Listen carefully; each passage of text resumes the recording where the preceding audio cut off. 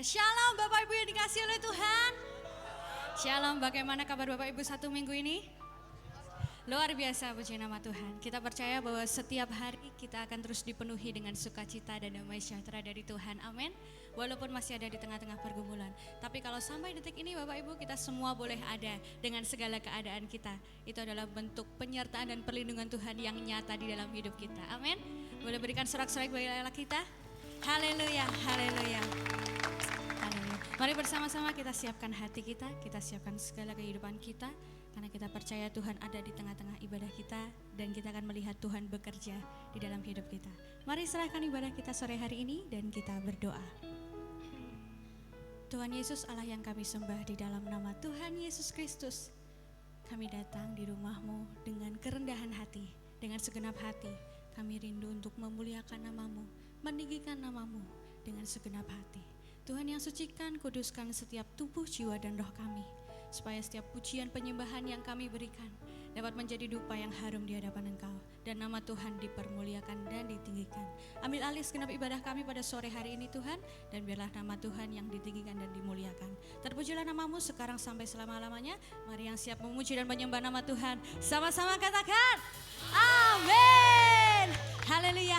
Mari bersama-sama kita memuji Tuhan, sebab Dialah sumber kekuatan hidup kita. Amin.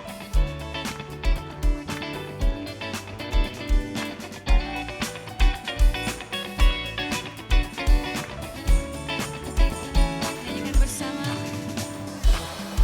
Hanya Kau milikku di surga, tiada yang ku ingin di bumi.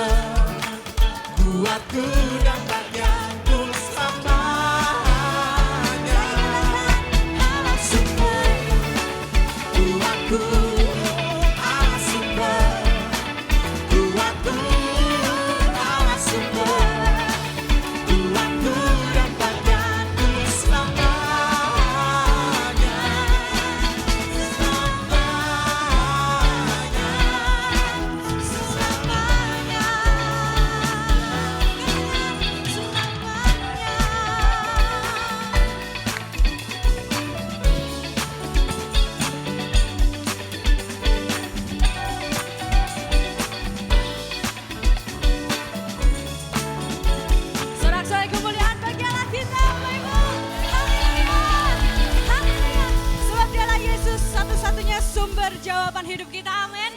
Yang dengan saya berikan kemuliaan bagi Allah kita. Lagi dan lagi. Haleluya.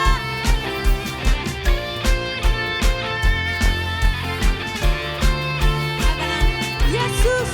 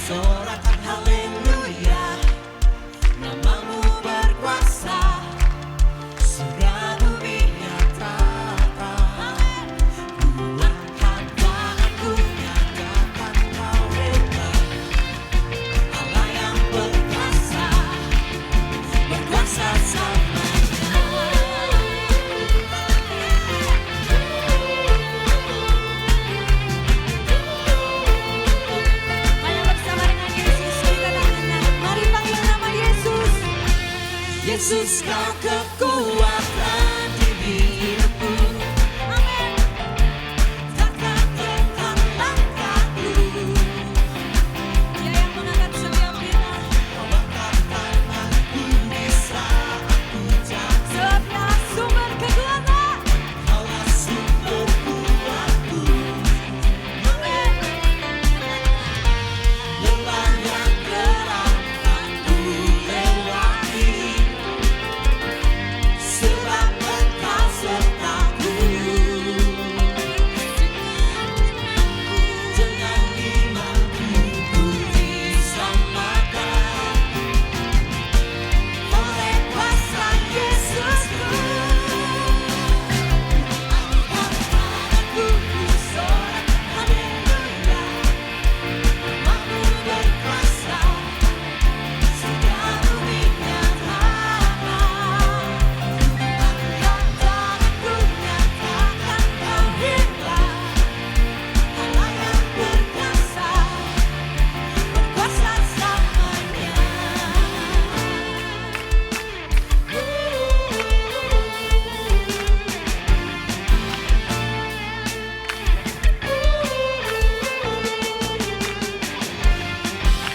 Angkat tangan kita bersama-sama. Nyatakan. Angkat tanganku ku sorakan haleluya. Namamu berkuasa, surga bumi nyatakan. Angkat tanganku nyatakan kau hebat. Allah yang berkuasa, berkuasa selamanya. Angkat tanganku ku sorakan haleluya. Namamu berkuasa, surga bumi nyatakan. Angkat tanganku nyatakan kau hebat. Allah yang berkuasa, Allah yang berkuasa, berkuasa selamanya.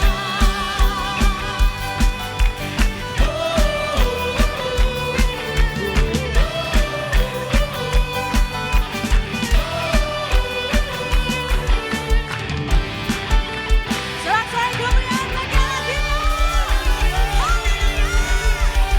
Allah yang berkuasa dan Dia berkuasa atas hidup kita, amin. Saat kita hidup bersama Tuhan, Dia menjadikan kita kuat di dalam Dia, amin. Yang setuju berikan sorak-sorai bagi Dia. Haleluya. Nyatakan bahwa Dia sumber kekuatan dalam hidup kita. Nyanyikan. Serupa dengannya, diciptakan dengan tujuan yang mulia. Membawa terang keselamatan dunia, menceritakan kebesaran namanya, Ciptakan kebesaran kuasanya. menceritakan kebesaran kuasanya. Nyanyikan. Ku mau menjadi kuat, ku mau menjadi hebat, ku mau jadi pemenang dan terang di dunia. Ku mau menjadi kuat, ku mau menjadi hebat, ku mau jadi pemenang dan terang di dunia. Terang di dunia. Tepuk tangan di sekolah kita. Bagi Allah kita yang memberikan kekuatan bagi kita. Haleluya. Tuhan dibentuk serupa dengannya, oh dicipta dengan tujuan yang mulia, Membawa terang. membawa terang, oh keselamatan dunia, menciptakan kebesaran namanya, Menciptakan. menciptakan kebesaran kuasanya. Ku mau menjadi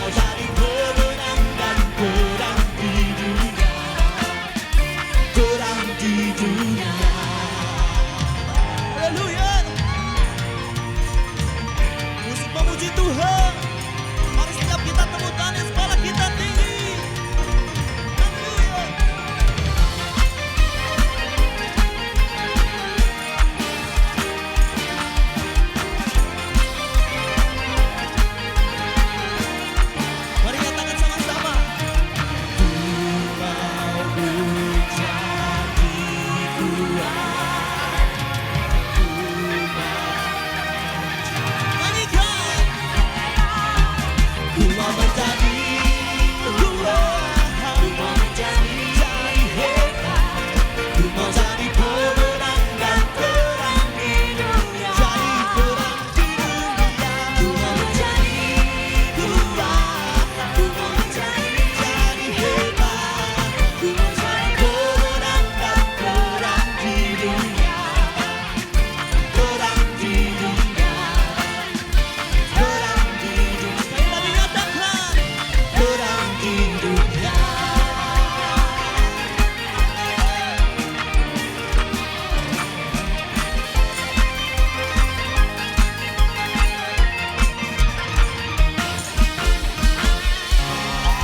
Haleluya. Umat pemenang. Dari pemenang. Yesus dahsyat.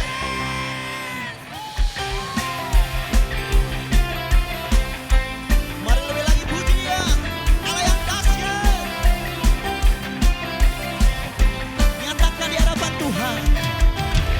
Kau Tuhan perlindunganku, Kau Tuhan kekuatanku, Kaulah anugerah bagiku. Kau Tuhan perlindunganku, Kau Tuhan keselamatanku, ku percaya Kau berkuasa. Menyatakan janjinya nyata.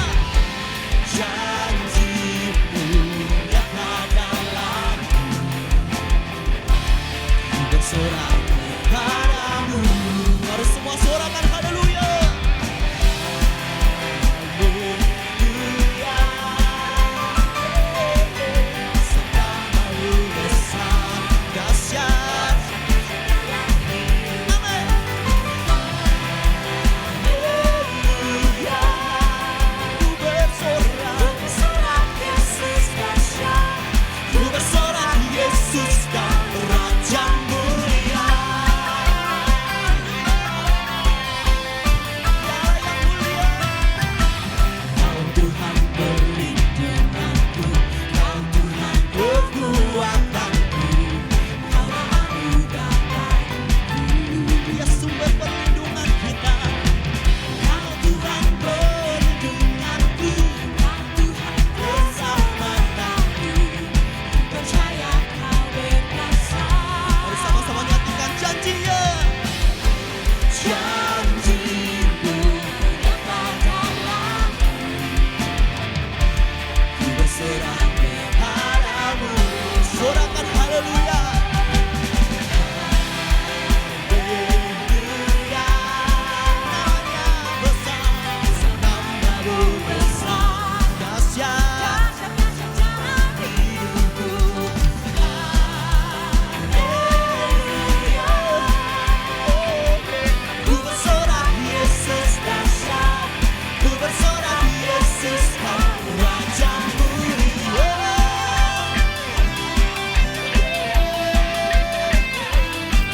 Dialah yang dahsyat dalam hidup kita. Sambil mengangkat tangan nyatakan. Janjimu nyata dalamku, ku bersorak. Mari umat Tuhan saja nyanyikan haleluya. Haleluya. Katakan namanya besar, amin. Sebab namamu besar, dahsyat, dahsyat dalam hidupku. Bersoraklah, sorak Yesus dahsyat. Ku bersorak Yesus Kau Raja. Lebih lagi katakan haleluya. Haleluya. Oh namanya besar, namamu besar. Yesus dahsyat dalam hidupku.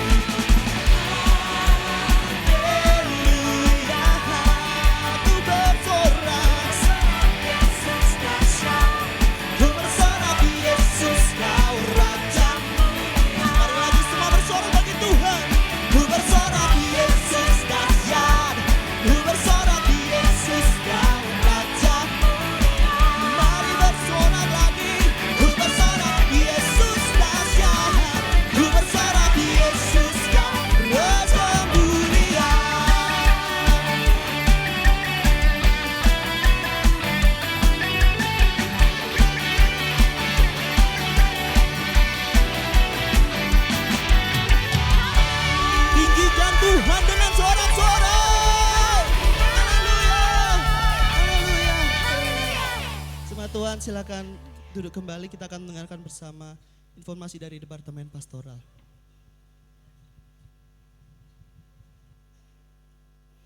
Shalom Jemaat GBK Jamada yang diberkati Tuhan. Selamat malam, kami dari Departemen Pastoral akan menyampaikan laporan pelayanan pastoral periode bulan November 2025. Bapak Ibu, sungguh kami mengucap syukur kami berada di tengah-tengah jemaat GBK Jamada yang senantiasa mendukung pelayanan pastoral sehingga 11 bidang pastoral boleh berjalan dengan baik dan menjadi berkat buat jemaat GBK Jamada, khususnya bagi jemaat keluarga Prasejahtera. Nah Bapak Ibu, yang pertama kami melaporkan bahwa sebentar lagi bulan November ini, akhir bulan November, kami akan mengadakan safari kasih tanggal 24 sampai 29 November. Saat ini kami sudah mengumpulkan cukup banyak bantuan dari Bapak Ibu yang seperti tertera pada layar LED, namun kami masih memberikan kesempatan kepada Bapak Ibu yang ingin mendukung acara safari kasih ini, yaitu pelayanan kepada jemaat dari Samaria, jemaat keluarga Prasejahtera. Kami akan mengunjungi 18 komsel yang ada di titik-titik di kota Semarang ini. Nah Bapak Ibu, ada saat ini 473 jemaat dewasa dan 196 anak-anak yang kami layani di dalam komsel Samaria ini. Nanti pada saatnya tanggal 24 dan 29 kami akan mengadakan kunjungan ke komsel-komsel ini dan membawa bingkisan dari Bapak Ibu semua, dan tentunya ini akan membawa sukacita tersendiri bagi jemaat Samaria menjelang acara Natal.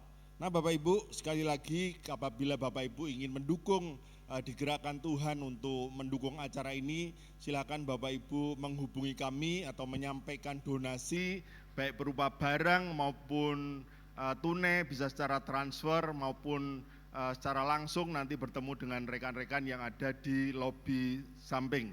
Nah Bapak Ibu, untuk keterangan lebih lengkap Bapak Ibu bisa menghubungi kami di nomor hotline 0813 9313 1177. Nah untuk kesempatan ini Bapak Ibu kami tutup sampai besok Senin tanggal 17 November karena kami harus melengkapi kekurangannya, sehingga kami membelanjakan bantuan dari Bapak Ibu untuk melengkapi itu sehingga kami bisa sampaikan kepada jemaat Samaria tepat pada waktunya.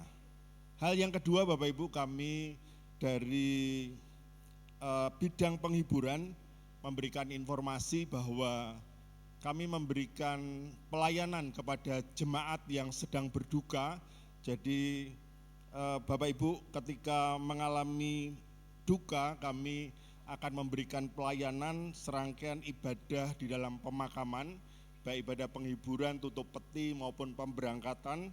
Dan untuk informasi seperti ini Bapak Ibu nanti bisa menghubungi kami di nomor hotline pastoral 0813 9313 1177. Nah untuk kesempatan malam hari ini Bapak Ibu kami juga nanti akan mengedarkan kantong kolekte untuk Bapak Ibu bisa mendapatkan kesempatan mendukung pelayanan pastoral menjadi berkat bagi keluarga-keluarga yang membutuhkan. Silakan Bapak Ibu bisa nanti juga scan QR code yang ada di layar, atau Bapak Ibu bisa transfer ke nomor rekening Diakonia yang tertera pada layar. Namun pada malam hari ini, sore hari ini kita akan memberi melalui kantong kolekte yang nanti akan diedarkan oleh teman-teman Asher. Untuk itu Bapak Ibu kita akan berdoa terlebih dahulu. Tuhan, kami mengucap syukur buat berkat Tuhan yang sudah Tuhan limpahkan di dalam kehidupan kami. Seberapa banyak berkat-Mu kami ingat bahwa ada bagian yang harus kami salurkan kepada orang-orang yang membutuhkan. Karena kami percaya berkat Tuhan yang melimpah atas hidup kami, maka kami adalah saluran daripada berkat-Mu. Dan kami percaya Tuhan melalui kehidupan kami boleh berdampak, boleh menjadi berkat bagi orang-orang yang membutuhkan. Dan ini akan menjadi satu sukacita kami bersama. Dan bahkan orang-orang di luar akan melihat bahwa komunitas Kristen di GBI Gajah Mada ini dari komunitas yang sehat, yang saling membangun dan menguatkan. Dan kami percaya ini akan mempermuliakan nama Tuhan. Dan ketika namamu ditinggikan dan dipermuliakan, Engkau akan menarik orang-orang datang kepadamu. Terima kasih Tuhan, saatnya kami membawa persembahan kami dengan penuh sukacita dan ucapan syukur. Dalam nama Tuhan kami Yesus Kristus, kami berdoa dan bersyukur. Amin.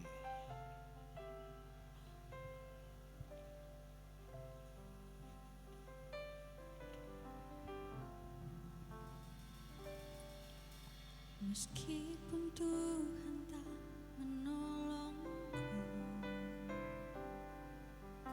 meskipun duri dalam dagingku, ku tetap memilih untuk percaya dan mengucap syukur.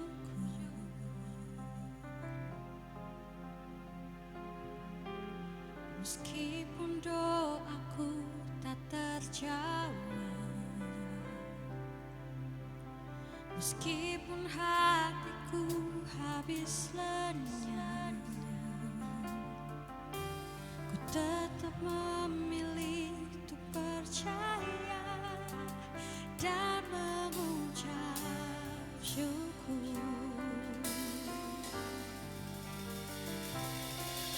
Berkali-kali Kau menolong,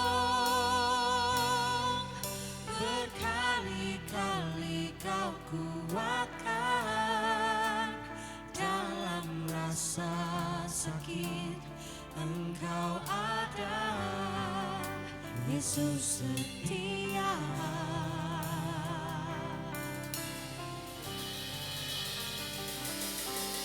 Berkali-kali Kau menolong, berkali-kali Kau kuatkan. Dalam lembah kelam Engkau ada, Yesus setia.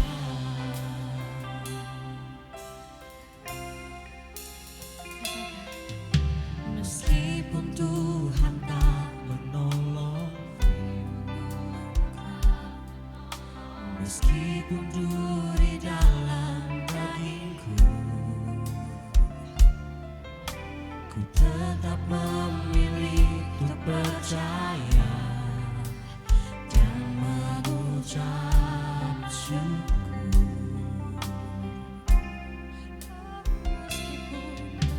Meskipun doaku tak terjawab,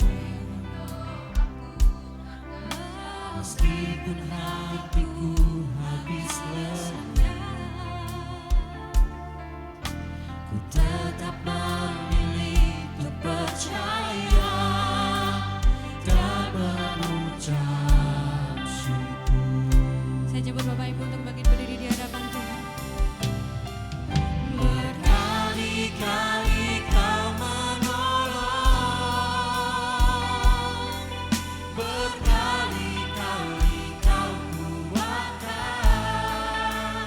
Dalam rasa sakit Engkau ada, Yesus setia.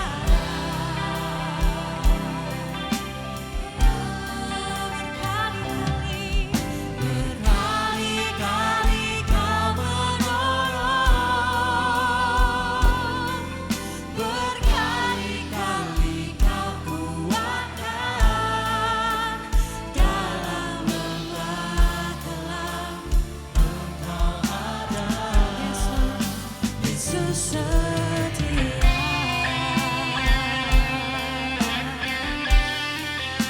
Jalan Yesus Allah yang setia bagi hidup kita.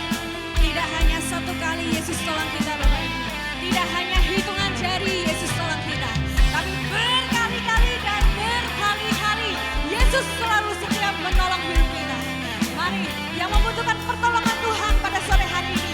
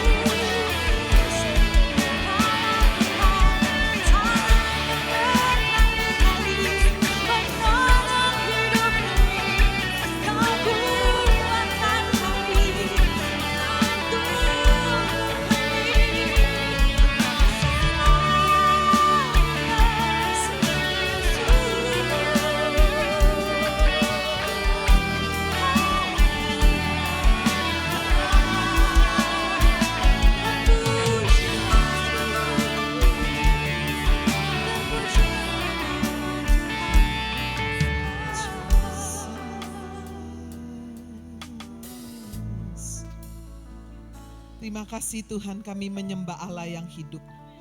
Allah yang tidak hanya tahu persoalan dalam hidup kami, tapi Allah yang siap menolong.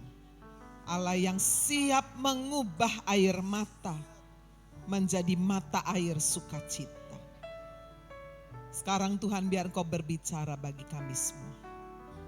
Suci kuduskan hidup kami, ampuni dosa-dosa pelanggaran kami.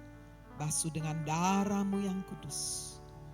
Urapi hamba-Mu menyampaikan firman, urapi setiap kami menerima kebenaran firman. Kuasai hati pikiran kami dicengkram oleh Roh-Mu yang kudus. Setiap kuasa setan iblis yang ingin mengganggu konsentrasi kami menerima firman, bahkan mencuri firman dengan hati kami menghancurkan di dalam nama Tuhan Yesus. Dan mengusirnya keluar dari tempat ini dalam nama Yesus. Berbicaralah Tuhan, kami semua sudah siap mendengarkannya. Dalam nama Tuhan Yesus Kristus, mari kita semua yang percaya kita berkata, amin. Sekali lagi kita beri kemuliaan buat Tuhan Yesus. Haleluya. Silakan duduk. Selamat sore semuanya, shalom. Salam damai sejahtera dalam kasih Tuhan Yesus Kristus. Puji Tuhan, terima kasih untuk Gembala dan tim mengundang saya hari ini. Sementara Bapak Gembala, Saudara Bapak Pendeta Nathanael sudah melayani di tempat saya menggembalakan di kota Surabaya. Saya boleh melihat pekerjaan Tuhan di tempat ini yang boleh semakin bertumbuh, bertambah-tambah jiwanya dan berbuah lebat. Hari ini saya menyampaikan firman Tuhan dalam 5 kali ibadah. Saudara nanti bisa mendengarkan, saya nggak tahu ya, mungkin yang di streaming di YouTube ada 2. Saya menyampaikan 5 kali khotbah dengan 5 tema yang berbeda saling melengkapi. Nah, saya melihat ada banyak anak muda di tempat ini, pasangan muda, Bapak Ibu Saudara, dan saya menyampaikan satu kebenaran firman dengan satu tema mentoring the next generation. Tadi siang saya menyampaikan, saudara, saya review sedikit di bagian yang pertama bagaimana Tuhan memakai Musa untuk mementor Yosua. Bapak Ibu Saudara, melalui satu peperangan yang terjadi di Rafidim, Musa mengajarkan kepada Yosua arti berani sudah mengambil satu tanggung jawab. Yosua diperintahkan untuk memimpin peperangan dan memilih timnya sendiri. Itu sesuatu yang sangat beresiko. Tetapi mentor yang baik tentu saja saudara harus berani untuk mengambil satu resiko, bukan berarti lepas tangan. Kita juga belajar bagaimana Yosua yang muda itu untuk menundukkan diri kepada otoritas. Bapak Ibu Saudara, hari-hari ini ketika firman Tuhan berkata bahwa pada masa akhir akan datang masa yang sukar. Manusia mencintai dirinya sendiri, menjadi hamba uang, dan dikatakan tidak menghormati orang tua. Hari ini kalau saya melihat ada banyak anak muda, biarlah saudara menghormati orang tua. Menjadi satu perwujudan iman kita kepada Kristus. Firman Tuhan berkata bahwa jika kita tidak bisa menghormati, mengasihi orang yang kita lihat, kita tidak mungkin bisa menghormati, mengasihi Allah yang tidak bisa kita lihat dengan mata jasmani kita. Bagian yang ketiga, tadi siang saya juga membahas bagaimana saudara generasi selanjutnya, itu generasi anak-anak muda ini harus belajar untuk melakukan yang benar-benar tidak boleh dan melakukan yang harus dilakukan. Yang tidak boleh adalah untuk bersekutu dengan Amalek. Di mana Amalek menggambarkan dunia ini dengan segala daya tariknya, dengan segala hawa nafsunya, berusaha untuk membawa kita kembali ke Mesir. Sementara yang harus dilakukan adalah membangun mezbah. Itulah ibadah kita, baik secara korporat bersama-sama, terlebih secara pribadi kita mengasihi Tuhan, melayani Tuhan, bukan hanya sekedar pekerjaan Tuhan. Nah, sore ini saya ingin membawa saudara bagaimana Musa juga membawa Yosua untuk mengalami perjumpaan pribadi dengan Allah yang hidup. Mari kita melihat saudara sekalian bagaimana ketika Musa sebagai seorang mentor yang sudah memiliki satu pengalaman hidup. Dia pernah berada di Mesir, satu-satunya orang yang bebas tinggal di istana sebagai orang Yahudi. Sementara bangsanya laki-laki secara khususnya menjadi budak di Mesir. Saudara, itu menimbulkan satu rasa percaya diri yang sangat tinggi. Musa seorang yang sangat berani sekali dan sangat yakin Tuhan memilih dia menjadi pemimpin. Tapi apa yang terjadi ketika dia merasa bahwa dia yang the chosen one. Dia menjadi seorang yang dipilih dan dia membunuh saudara orang Mesir yang pada waktu itu sedang bertikai dengan orang Israel atau orang Ibrani. Nah, peristiwa ini bukannya dihargai saudara oleh bangsanya sendiri. Sehingga ketika pada suatu hari terjadi pertikaian antara bangsa Israel sendiri dengan bangsa Israel. Dua orang ini dua-duanya bangsa Israel. Musa mencoba untuk mendamaikan, tapi ternyata dia ditolak. Emangnya kamu mau menjadi pemimpin kami ya? Wah, Musa kaget sekali. Berita bahwa dia membunuh orang Mesir sudah sampai ke telinga Firaun. Sehingga Musa harus melarikan diri jauh ke Midian. Tidak tanggung-tanggung dia di sana selama 40 tahun. Dari seorang yang sangat sombong, sangat percaya diri, wah I'm something ini, saya sesuatu banget ini. Menjadi seorang yang berkata I am nothing, saya bukan apa-apa. Periode yang kedua dalam hidupnya berada di padang belantara. Sampai kemudian Tuhan membawa kembali sudah ke Mesir untuk membawa bangsa Israel keluar dari Mesir. Disitulah benar-benar Musa mengandalkan Tuhan. Dan dia berkata God is everything.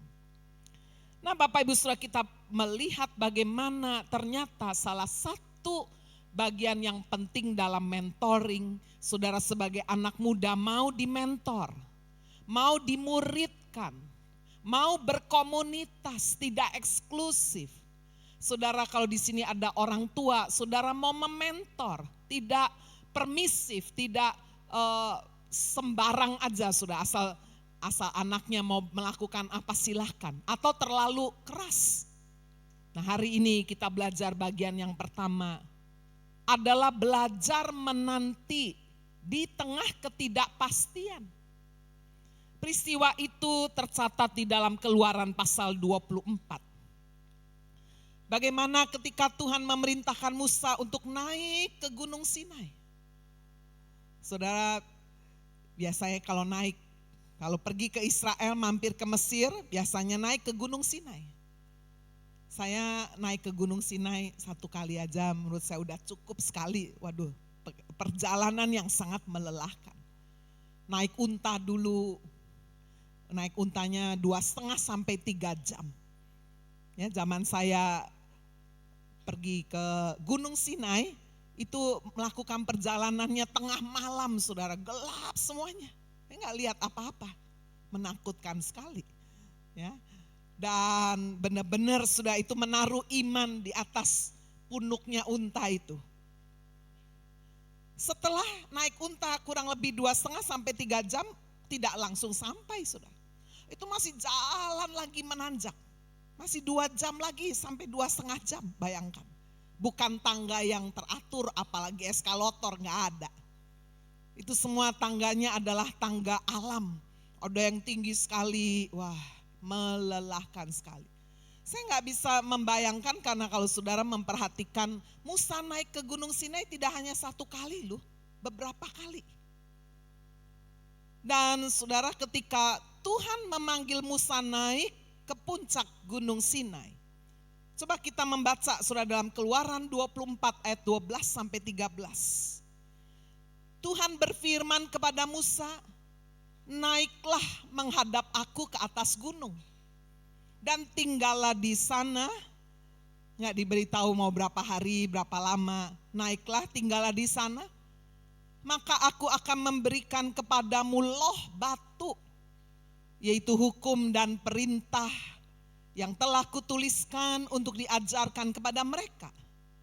Lalu bangunlah Musa dengan Yosua abdinya, maka naiklah Musa ke atas gunung Allah itu. Jadi naik sudah ke atas gunung Sinai, Tuhan memerintahkan Musa nggak boleh bawa tua-tua, apalagi bangsa Israel. Harus dibawa dan tidak boleh menyentuh gunung itu. Allah dalam perjanjian lama sering digambarkan dengan Allah yang untouchable. Allah yang gak bisa tersentuh. Allah yang rasanya gak bisa terusik, saudara. Salah sedikit mati, salah sedikit dihukum. Jadi saudara, waktu itu Musa naik, dia membawa hanya Yosua. Dan firman Tuhan berkata di atas gunung ada awan kemuliaan Tuhan menutupi gunung Sinai selama 6 hari. Ada awan kemuliaan hadirat Tuhan yang luar biasa. Dan pada hari ke-7 Musa dipanggil dari tengah-tengah awan itu, naik lagi. Berarti ini belum sampai benar-benar ke puncaknya. Naik lagi pada hari yang ke-7. Dan Musa tinggal di atas gunung itu 40 hari 40 malam. Bapak Ibu Saudara, yang kita mau perhatikan hari ini, proses mentoring, baik saudara sebagai orang tua, para pemimpin dalam pekerjaan, dalam pelayanan, maupun saudara sebagai anak-anak muda yang sedang dimentor. Penting sekali proses menanti. Saudara-saudara sekalian, bayangkan Musa berada dalam hadirat Tuhan 40 hari, 40 malam, tidak makan, tidak minum, tidak lapar karena dia dapat hadirat Tuhan yang luar biasa. Bahkan firman Tuhan berkata waktu Musa turun, itu mukanya bercahaya, kena hadirat Allah yang luar biasa. Bagaimana dengan Yosua? Yosua enggak ada di sana. Yosua memang tidak di bawah, tapi dia juga tidak di puncak. Bapak Ibu Saudara, kita melihat bagaimana Yosua tidak tahu kapan Musa itu turun. Tidak diberi kepastian. Tunggu ya, 1 minggu, 2 minggu, 1 bulan, nggak diberitahu.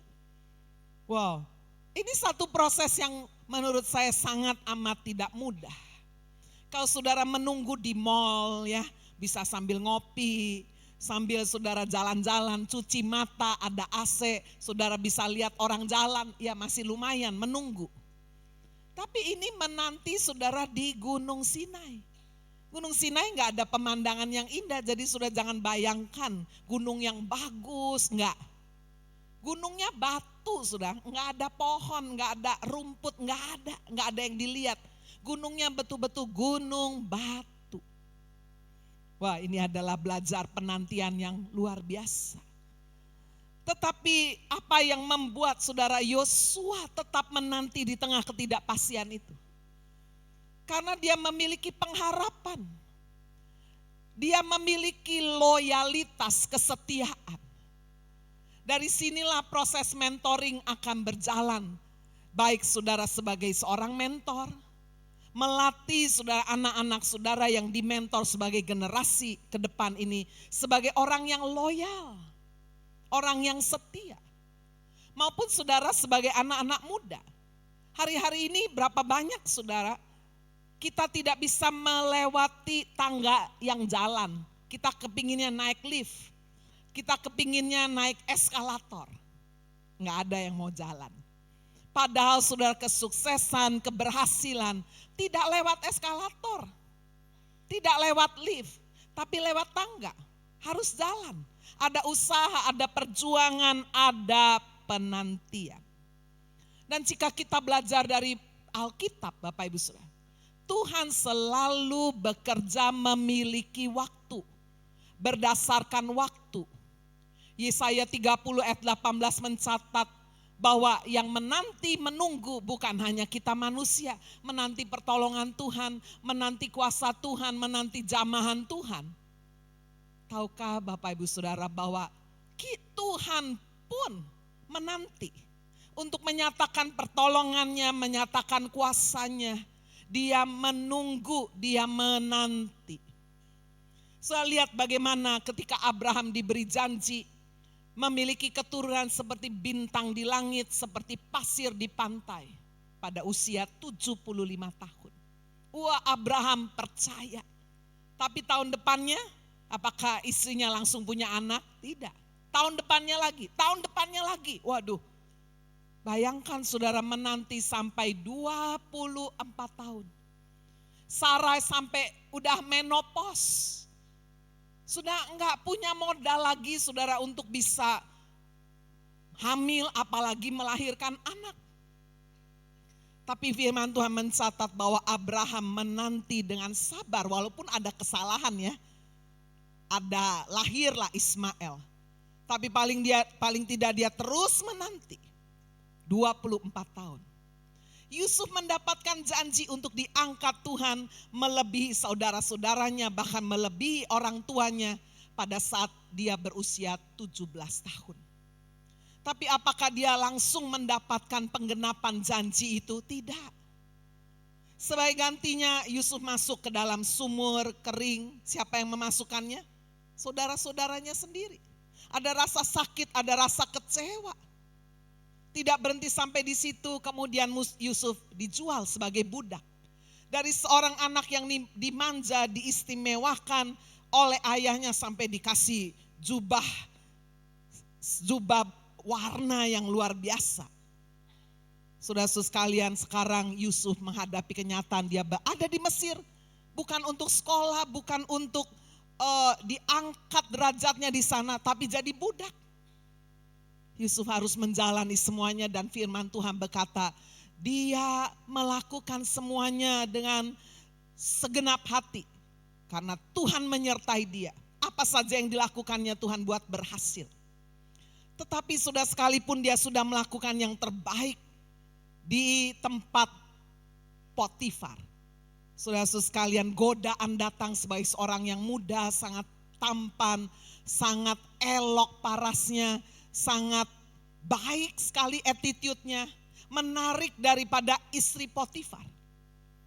Dan itu membuat kemudian kita semua tahu ceritanya, Yusuf dengan libido ya, nafsu anak muda pasti ada saudara, diganggu, digoda.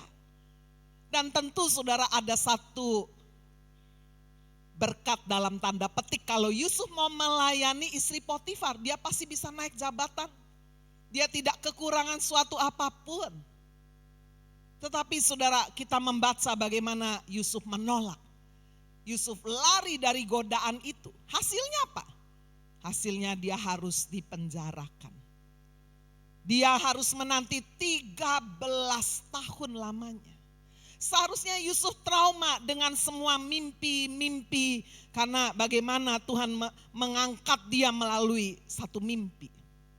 Seharusnya ketika dia mendengar juru minuman dan juru roti itu bermimpi. Seharusnya Yusuf berkata, udahlah gak usah percaya mimpi-mimpi. Gak usah percaya nubuat-nubuat. Gak usah percaya kata Tuhan. Saya lu pernah terima mimpi. Buktinya apa? Saya masuk penjara ini. Tapi luar biasa, kita belajar dari seorang anak muda bernama Yusuf. Dia tidak trauma. Sudah ketika juru minuman dan juru roti ini gelisah karena mimpi. Dan merasa bahwa mimpi itu ada maksud dari Tuhan untuk menyampaikan satu pesan. Yusuf berkata, Tuhan yang di atas sanggup untuk memberitahu, menerjemahkan mimpi itu. Luar biasa. Bapak Ibu Saudara, menjaga hati di dalam penantian sama sekali tidak mudah. Tapi Yusuf menanti bahkan ketika saudara juru minuman itu dibebaskan.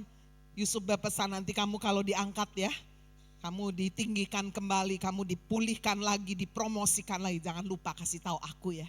Kasih tahu sama Raja Firaun bahwa ada seorang Ibrani di dalam penjara ini gak salah, difitnah. Kasih tahu ya.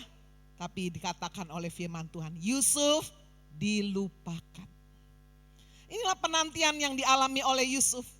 Sampai waktunya tiba ketika dia berusia 30 tahun. Tuhanlah mengangkat Yusuf. Tokoh bernama Musa. Bapak Ibu Saudara, dia harus menanti di padang belantara setiap hari. Menggembalakan kambing, domba, tidak ketemu manusia. Tidak ada yang melayani, tidak ada sarana. Hidup seperti di istana, gak ada sama sekali. 40 tahun lamanya. Sampai pupuslah pengharapan, cita-cita, ambisi, sudah hancur semuanya. Tapi justru ketika Musa sudah merasa nothing, sudah merasa bukan siapa-siapa, bukan apa-apa. Disitulah Tuhan memanggil Musa untuk memulai satu tugas baru, tugas yang sangat besar, membawa bangsa Israel keluar dari Mesir. 40 tahun. Bagaimana dengan Rasul Paulus? Saudara sekalian yang dulu bernama Saulus, Tuhan berjumpa dengan Saulus di tengah perjalanan ketika Saulus menuju Damsik untuk menganiaya dan membunuh orang-orang yang percaya kepada Yesus. Tapi dalam perjalanan itulah Saulus mendengar suara, Saulus, Saulus, mengapa engkau menganiaya aku? Saulus rebah ke tanah buta selama 3 hari. Dan atas penentuan Tuhan, Tuhan mengutus orang nabi bernama Ananias. Hanya 1 kali aja dalam Alkitab kita membaca nama Nabi Ananias. Bukan Ananias dan Safira yang suami istri, bukan itu. Ini Nabi Ananias, hanya 1 kali. Setelah dikatakan saudara, kemudian Saulus dilayani, didoakan, matanya kembali celik. Dia dipenuhi Roh Kudus, Tuhan berbicara, memberikan visi yang sangat jelas untuk Saulus. Apakah Saulus langsung pergi ke gereja, ke bait Allah, ke sinagog bersaksi? Tidak. Kalau saudara baca bagaimana Saulus yang kemudian mengubah namanya menjadi Paulus. Dia pergi ke Arab selama 3 tahun. Menanti. Ada satu proses yang harus dilewati oleh semua orang, baik yang mementor maupun yang dimentor, dimuridkan. Saat ini dunia, saudara, mengajari kita untuk semuanya bisa dicapai serba instan, serba cepat. Enggak usah pakai menunggu, enggak usah pakai menanti. Tapi Alkitab tidak berubah. Alkitab ingin membawa saudara dan saya tetap harus melewati proses penantian itu. Sekarang saudara, pertanyaannya, mengapa kita harus menanti? Mengapa? Kalau bisa cepat, kenapa harus menunggu? Kira-kira begitu ya. Tapi firman Tuhan berkata dalam Pengkhotbah 3 ayat 11. Bahwa di dalam segala sesuatu di bawah kolong langit ini semuanya ada waktunya. Ada waktu untuk lahir, ada waktu untuk mati. Saudara bayangkan kalau semua di dunia ini lahir, terus gak ada yang mati-mati, gimana saudara? Dunia gak akan cukup lagi. Ada waktu untuk lahir, ada waktu untuk mati. Ada waktu untuk tertawa, kita bersuka cita, kita bahagia, kita senang sudah dapat jodoh, kita dipromosikan, kita dapat gaji naik. Kita pergi ke tempat-tempat yang indah, waduh kita bahagia, ada waktu untuk tertawa. Tapi firman Tuhan berkata ada waktu untuk menangis. Ada waktu untuk mendapatkan untung. Tetapi juga ada waktu untuk membiarkan rugi. Dan Bapak Ibu Saudara terus membaca. Sampai kepada puncaknya dalam Pengkhotbah 3 ayat 11. Semuanya baik yang lahir, waktu mati, waktu tertawa, waktu menangis, waktu mendapatkan untung, waktu mendapatkan rugi, semuanya indah pada waktunya. In his time he makes all things beautiful. Bapak Ibu Saudara sekalian, khotbah-khotbah yang sering kita dengar, bahwa Tuhan akan selalu membawa kita terus naik, tidak akan turun, naik terus. Senang sekali buat telinga kita. Tapi dalam kenyataannya Bapak Ibu Saudara, kita harus berani menghadapi satu realita. Ada satu waktu di mana kita harus menghadapi jalan yang terjal. Jalan yang menurun. Atau jalan yang tanpa ada gerakan sama sekali. Jalan yang sangat sunyi. Itulah proses menanti. Mengapa saudara? Sebab firman Tuhan berkata alasan yang kedua kita harus menanti. Orang yang menanti-nantikan Tuhan akan mendapat kekuatan baru. Dia akan terbang seperti Raja Wali, tidak capek berjalan, tidak lelah berlari. Bapak Ibu Saudara sudah sering mendengar cerita tentang Raja Wali. Dalam satu titik kehidupannya Bapak Ibu Saudara, setelah puluhan tahun, maka paruhnya akan bengkok, bulunya akan tebal, kuku-kukunya akan melengkung. Sehingga dia tidak bisa lagi dengan paruhnya yang bengkok itu untuk mengambil mangsanya. Jari-jarinya udah tidak kuat lagi mencengkeram, bulu-bulunya yang tebal membuat dia tidak lincah lagi untuk terbang. Disitulah Raja Wali harus mengambil keputusan. Dia akan menyerah dan dia tidak akan bisa terbang lagi, nggak bisa ambil makanan lagi, mangsa lagi, dan dia akan mati. Atau dia harus menanti. Saudara-saudara sekalian, dan burung Raja Wali harus naik ke tempat yang tinggi, mencari satu tempat yang tersembunyi, di mana saudara di situ yang pertama kali dilakukan oleh Raja Wali adalah dia memutuskan paruhnya yang bengkok itu, dia benturkan ke batu karang yang sangat keras itu, sehingga paruhnya berdarah dan putus. Dia harus menanti proses saudara untuk paruhnya yang baru akan keluar kembali. Paruh yang tajam, paruh yang lurus, tidak lagi bengkok. Demikian juga dengan kuku-kukunya yang sudah melengkung sangat panjang, itu pun dibenturkan, diputuskan. Ketika paruhnya sudah mulai tumbuh, maka dengan paruh yang baru dia gigiti, bulu-bulunya yang sangat berat, tebal itu dicabut semuanya. Sangat menyakitkan. Itu sebabnya kenapa firman Tuhan menggambarkan orang yang menanti-nantikan Tuhan. Digambarkan seperti burung Raja Wali. Tidak digambarkan seperti burung emprit misalnya ya. Yang ketika ada badai, dia memilih terbang di bawah badai. Hanya burung Raja Wali sudah yang memperbaharui kekuatannya. Dia mau menjalani proses transformasi. Satu kehidupan yang benar-benar diperbaharui melalui proses yang sangat menyakitkan. Penantian, kesunyian, kesendirian, ada rasa sakit. Tapi ketika paruhnya baru, kuku-kukunya mulai tumbuh kembali, bulunya mulai tumbuh kembali. Raja Wali mendapatkan satu kehidupan yang baru. Inilah saudara makna bagaimana orang yang menanti-nantikan Tuhan. Seringkali kita baca saudara menurut terjemahan kita sendiri. Menanti-nantikan pertolongan Tuhan lalu pertolongan gak datang-datang, kita kecewa. Saudara baca yang benar, firman Tuhan berkata orang yang menanti-nantikan Tuhan. Bukan menantikan berkat Tuhan. Bukan menantikan pertolongan Tuhan. Tapi menantikan Tuhan in person. Kadang saudara ketika kita menantikan Tuhan karena dia Allah yang adalah roh. Kita gak bisa lihat wujudnya. Di mana Tuhan? Saudara-saudara sekalian dibutuhkan satu proses penantian. Ketika kita bersama dengan Tuhan, bersekutu dengan Tuhan, terhubung dengan Tuhan. Disitulah sudah kita mengalami kekuatan yang baru. Ketika ada persoalan-persoalan datang dalam kehidupan kita. Spirit of resilience. Tadi pagi saya menyampaikan khotbah itu 2 kali. Saudara bisa mendengarkan nanti di YouTube.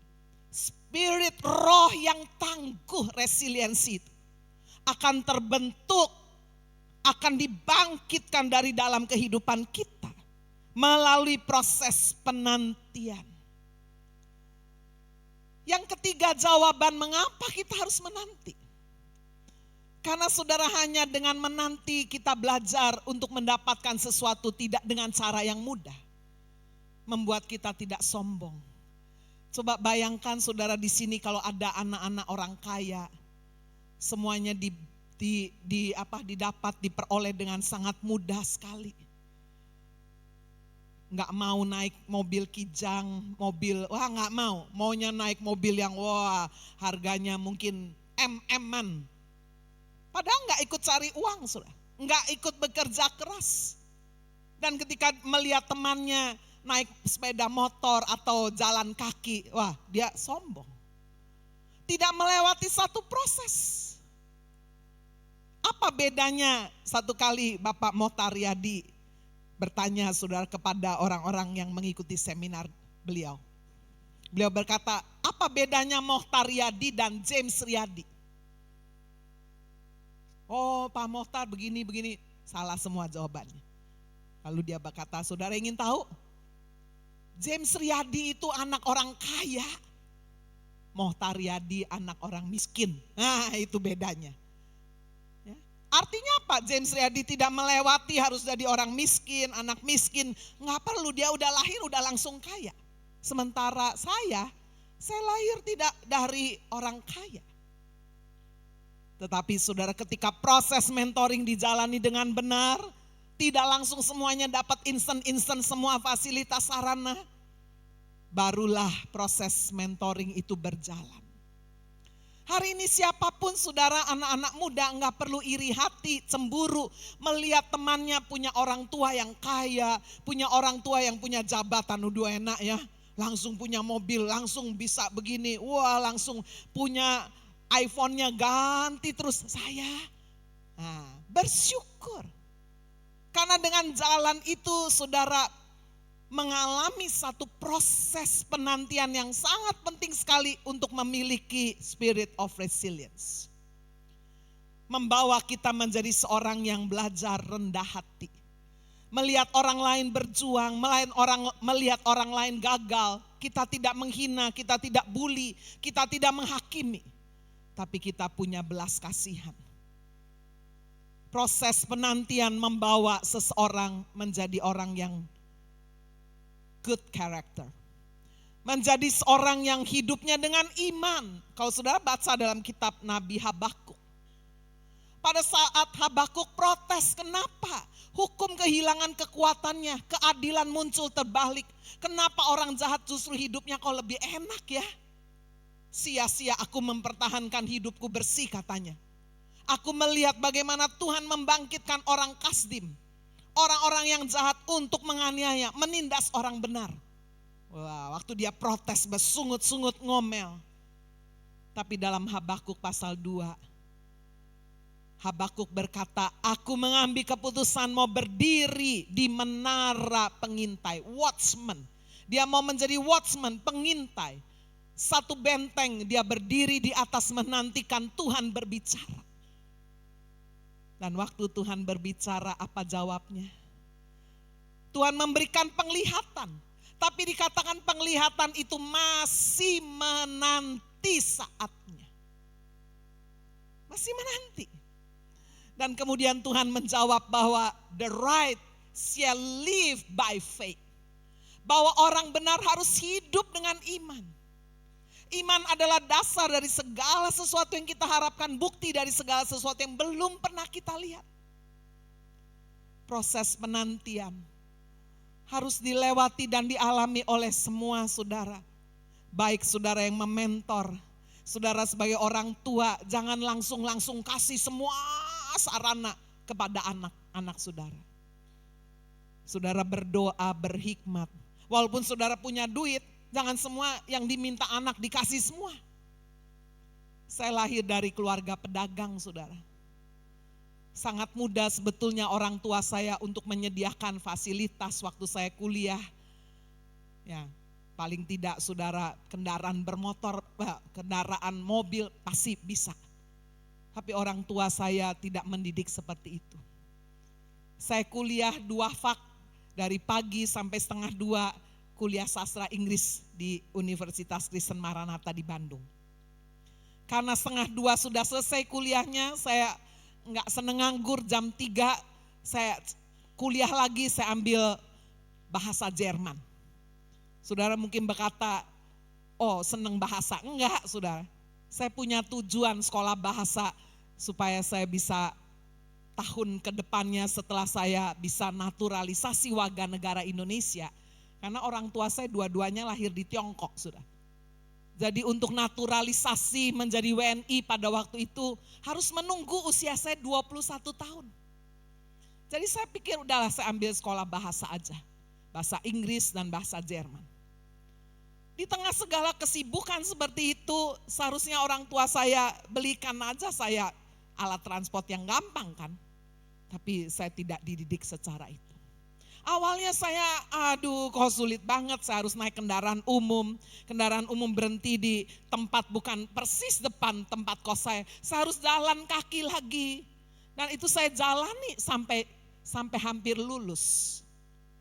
Tapi saya bersyukur Bapak Ibu Saudara, saya dilahirkan, dibentuk di tengah-tengah keluarga yang membawa saya boleh memiliki the spirit of resilience. Tidak dengan segala sarana yang begitu mudah diberikan, tidak. Waktu saya sudah hampir lulus, kakak saya yang nomor 5 bertanya kepada saya, kamu mau gak mobil? Wah gak usah ditanya lah, dari dulu mau tapi gak punya duit kan. Mau gak? Mau. Ya udah, Koko akan kasih DP-nya. Loh kok DP sih?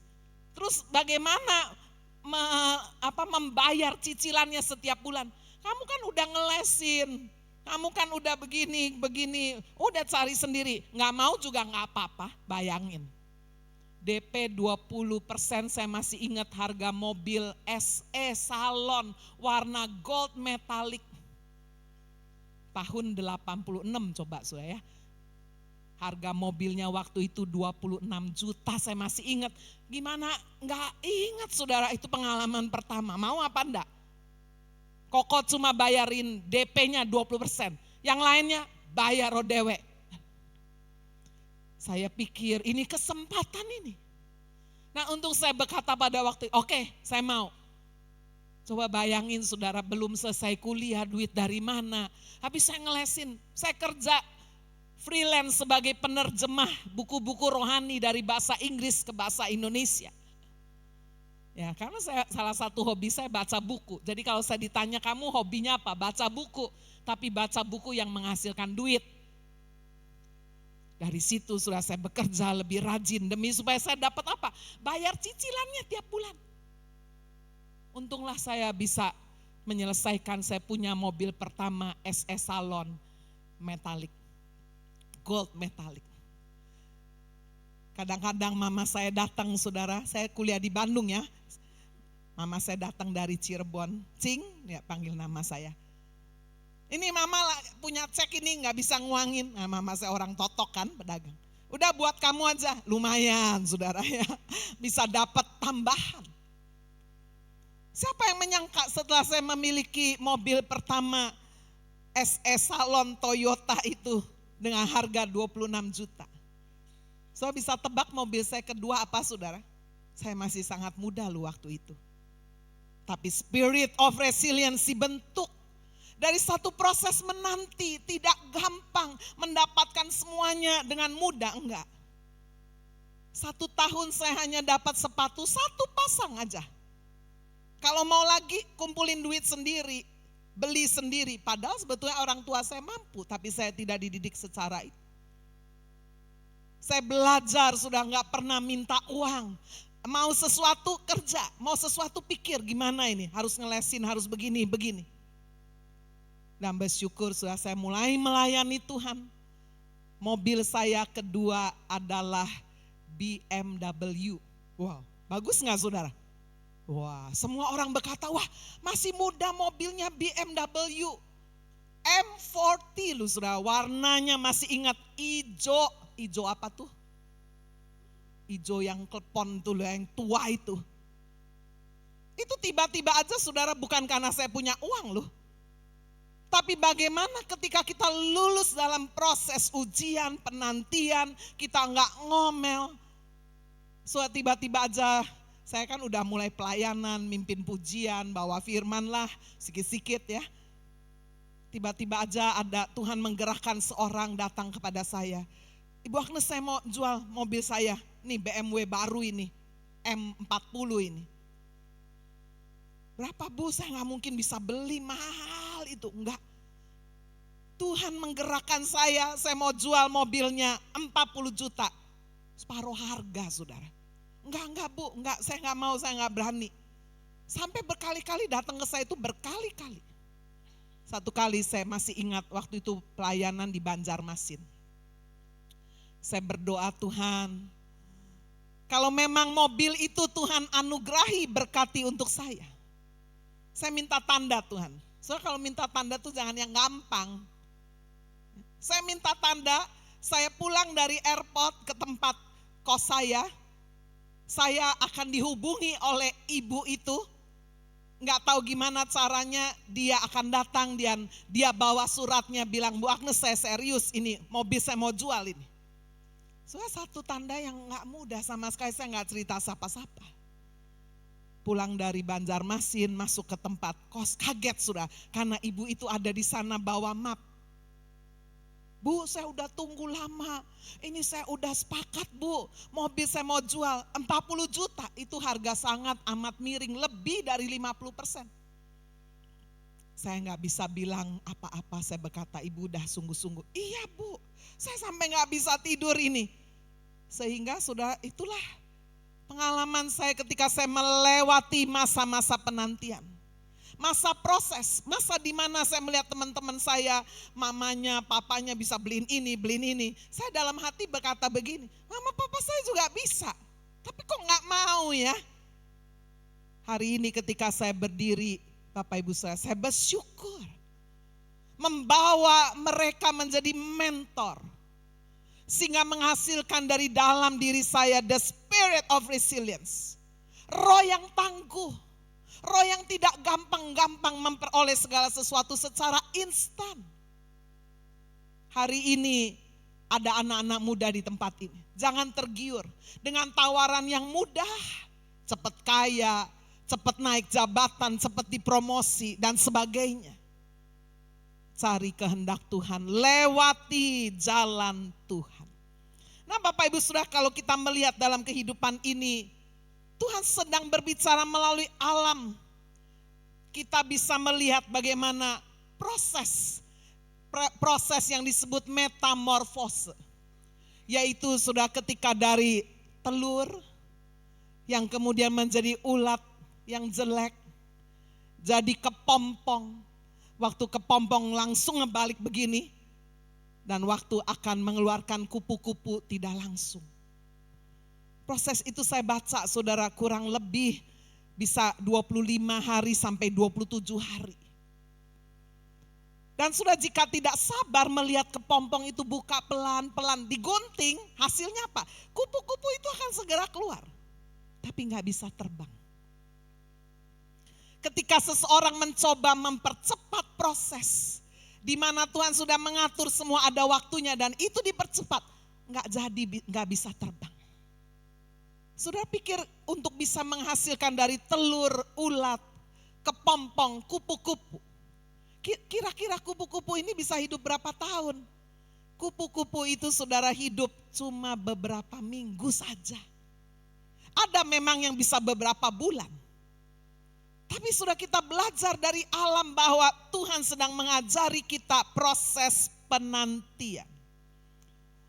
Agar kita boleh terus belajar. Terus berjuang, terus tekun. Saya ingin mendorong hari ini anak-anak muda, pasangan-pasangan muda. Jangan tergiur. Dengan godaan dunia, pinjaman online, judi online, cara yang gampang. Cari uang dengan mudah, pindah kerja terus. Sudah itu akan memunculkan satu rekod yang buruk, pengalaman yang buruk. Saya kalau terima orang dalam 1 tahun ganti kerja, tahun depannya ganti lagi, tahun depannya ganti. Saya langsung bilang enggak usah terima dah staff kayak gini. Masuki satu proses saudara. Sehingga daya juang di dalam kehidupan saudara bisa muncul. Bagaimana kalau gagal, jatuh, bangun, bangkit kembali. Coba lagi, gagal lagi bagaimana? Bangkit kembali. Bukankah firman Tuhan mengajari kita 7 kali orang benar jatuh, Tuhan akan bawa kita bangkit kembali. Amin saudara. Inilah cara sudah mentoring yang Tuhan lakukan kepada Yosua. Sekarang mari kita melihat bagian yang kedua, saya 2 pokok pikiran aja. Bagaimana kita harus belajar menguasai keinginan di atas kebutuhan hidup. Saudara lihat tawaran dunia saat ini, semua keinginan. Saya sudah menjalani hidup saudara di atas usia sekarang di atas 60 tahun. Sudah sweet. Ya, dulu masih seksi saudara, seket siji. Ya, kalau waktu umurnya 51, seket siji 51. Sekarang sudah swidak. Sudah 60 lebih saudara. Dan saya menjumpai bagaimana sudah seharusnya keinginan dulu pingin ini, beli ini. Lama-lama sudah benar seperti apa yang dikatakan oleh pengkhotbah. Semua yang ada di bawah matahari itu sia-sia. Sudah mau menjalani proses kehidupan mentoring yang benar, belajar. Menguasai keinginan di atas kebutuhan hidup. Coba kita belajar saudara dalam firman Tuhan, kita langsung aja melihat Bilangan pasal 11. Miss aja yang ayat 1-2. Langsung ayat yang keempat. Bilangan pasal 11 ayat yang keempat sampai dengan ayat yang keenam. Ketika bangsa Israel, saudara, yang dikatakan dipengaruhi oleh orang-orang bajingan, ya, karena yang keluar dari tanah Mesir bukan hanya orang Israel loh. Yang keluar dari Mesir itu 600.000 laki-laki saja, belum terhitung istri, anak-anak dan orang-orang asing yang mengikuti, itu jumlahnya 600.000 laki-laki saja. Dan ada bangsa-bangsa lain yang ikut. Dan Bilangan 11 ayat 4-6 berkata, orang-orang bajingan dari bangsa-bangsa lain yang ada di antara mereka kemasukan nafsu rakus. Dan orang Israel pun dikatakan menangis pula serta berkata, siapakah yang akan memberi kita makan daging? Kita teringat kepada ikan yang kita makan di Mesir dengan tidak bayar apa-apa. Kepada mentimun, semangka, bawang prei, bawang merah, bawang putih. Tapi sekarang kita kurus kering, tidak ada suatu apapun kecuali mana ini saja yang kita lihat. Soalnya di mana bangsa Israel waktu ngomong kayak begini, yang dipengaruhi oleh tadi disebut bajingan itu, minta daging. Mereka lagi ada di padang gurun, saudara. Dagingnya sopo yang mau dimakan? Enggak ada kambing domba, enggak ada lembu sapi, enggak ada supermarket, enggak ada pohon-pohon tumbuhan, enggak ada. Lihat saudara, ini keinginan yang sama sekali tidak masuk akal. Dan mereka katanya teringat dengan kehidupan yang di Mesir bisa makan daging, bohong semuanya. Mereka di Mesir hidup sebagai budak, ini makan makanan orang-orang yang punya status sosial yang bagus. Dari mana mentimun, bawang prei, bawang putih, nggak ada, mereka budak. Tapi namanya orang sudah rakus, serakah, tamak. Di mana keinginan, hawa nafsu menguasai lebih daripada kebutuhan hidup. Seharusnya mereka bersyukur di padang gurun tidak ada air. Tuhan bisa kasih air keluar dari gunung batu. Saudara, mereka berjalan di bawah terik matahari padang gurun, seharusnya punya penyakit kulit, panasnya luar biasa. Tuhan kasih payung raksasa tiang awan. Pada malam hari seharusnya sangat dingin sekali dan mereka terancam binatang buas, tapi Tuhan kasih tiang api. Tuhan bisa sediakan heater saudara pada malam hari sehingga mereka hangat dan mereka terlindungi dari binatang-binatang buas yang bisa memangsa mereka. Lalu dari mana mereka makan? Setiap hari Tuhan menurunkan dari langit mana. Arti mana itu, what is that? Apa itu? Yaitu saudara, artinya mana itu apa itu. Jadi waktu mana itu turun, orang Israel berkata, mana, apa itu. Nah, coba bayangin saudara. Mereka bisa kuat jalan di padang gurun, sandalnya, sepatunya nggak pernah robek, bajunya nggak pernah ganti. Mau mandi di mana saudara? Nggak ada air. Tapi mereka nggak kena penyakit kulit, nggak kena virus, bakteri, segala macam. Siapa yang melindungi mereka? Mereka hanya makan mana, tapi mereka sehat. Mereka tidak bisa bersyukur. Mereka rakus dan kepingin makan ini, makan itu. Sebagaimana respon Musa sebagai seorang pemimpin. Musa dikatakan saudara sangat stres, depresi. Dia berkata seorang diri, aku gak mampu memikul tanggung jawab atas seluruh bangsa. Aku minta mati aja. Jadi Musa ini pernah mengalami depresi yang sangat berat. Dan tahukah saudara apa yang dialami oleh Musa di situ? Dilihat oleh Yosua. Proses mentoring yang sangat penting adalah ketika anak-anak belajar melihat bahwa orang tua mereka bukan orang yang superman. Ayah mereka bukan orang yang super kuat. Ibu mereka bukan bionic woman. Tapi orang yang lemah. Orang yang bisa putus asa. Orang yang bisa rasa lemah. Tadi pagi saya sharingkan. Kalau di sini ada orang tua yang tadinya hidup status sosial, keuangannya bagus tapi satu dan lain hal. Kemudian mengalami kehancuran, kerugian, bangkrut. Seorang suami harus berani cerita sama istrinya. Orang tua harus berani cerita kepada anak-anaknya. Membagikan bukan hanya masa-masa yang indah, masa-masa yang sukses, masa-masa berhasil. Tapi juga membagikan masa-masa yang sulit, kegagalan, terpuruk.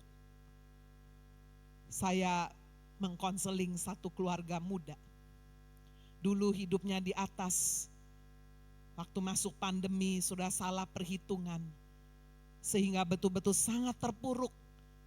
Minus sangat banyak sekali sampai namanya di blacklist di semua bank. Dan mereka bertahan saudara untuk tidak menceritakan itu kepada anak-anaknya sampai konseling sama saya.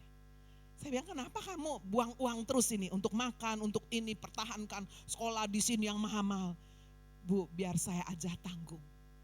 Sebagai kepala keluarga. Saya bilang gak lama lu kamu stres depresi. Salah. Istrimu tahu gak? Tahu Bu, tapi gak sampai detail. Harus diberitahu sampai mendetail. Anak-anakmu harus diberitahu karena anaknya bukan masih kecil-kecil. Sudah menginjak tunas remaja. Harus diberitahu. Bu, kalau mereka kemudian kecewa sama saya bagaimana? Tidak, saya bilang tidak akan kecewa. Syok iya. Pertama iya syok. Karena biasa makan, beli baju apa, wah nggak pakai lihat harga. Tapi pada waktu terpuruk, mereka harus tahu bahwa mereka harus cut yang namanya keinginan. Harus masuk kepada apa yang menjadi kebutuhan. Waduh, dengan berat hati. Akhirnya sudah apa yang saya beri masukan, saya nasihati mereka lakukan. Ya cerita semua sama istri. Nangis luar biasa, kumpulin anak-anaknya. Kaget saudara. Dari sekolah yang bagus, mahal, harus pindah. Dari satu kehidupan yang biasa makan, wah ya, biasa pergi wisata sudah 1 tahun bisa berapa kali. Cut semuanya. Belajar untuk hidup apa adanya. Bapak Ibu Saudara, inilah yang dialami oleh Musa. Yosua di situ melihat Musa sebagai pemimpin biasa yang bisa stres, yang bisa depresi, yang bisa minta mati. Saudara, sebelum melihat orang tua atau para pemimpin sebagai orang biasa, siap-siap kecewa. Tapi kalau saudara sudah melihat orang tua apa adanya dengan segala kelemahannya, keterbatasan, tidak sempurna. Saudara melihat pemimpin di tempat pekerjaan, di gereja, oh ternyata orang biasa ya, ada kelemahannya. Disitulah saudara justru akan tumbuh menjadi seorang yang dewasa secara rohani. Bagaimana Yosua belajar saudara? Untuk melihat seorang pemimpin yang bisa menjadi lemah dan stres dan depresi. Disitulah Yosua belajar dari mentor di atas semuanya yaitu Tuhan. Memberikan satu solusi. Yosua belajar cara Allah. untuk membagi tugas, mengabulkan doa, mengabulkan keinginan daripada orang-orang Israel yang dikuasai oleh bangsa asing minta daging itu dengan cara yang di luar dugaan. Saudara, Tuhan berkata, Musa kumpulkan 70 orang tua-tua. Aku akan ambil sebagian dari rohmu, aku akan bagi kepada 70 orang tua-tua ini supaya mereka juga mendapat pengurapan. Sehingga engkau tidak menanggung beban tanggung jawab sendiri, tapi kamu harus sharingkan itu. Hari ini Bapak Ibu Saudara, Tuhan ingin berbicara baik sebagai mentor, saudara sebagai mentor maupun saudara sebagai orang yang dimentor. Betapa pentingnya teamwork, kerja sama. Jangan merasa saya bisa semuanya saya sendiri, tidak. Kita membutuhkan orang lain.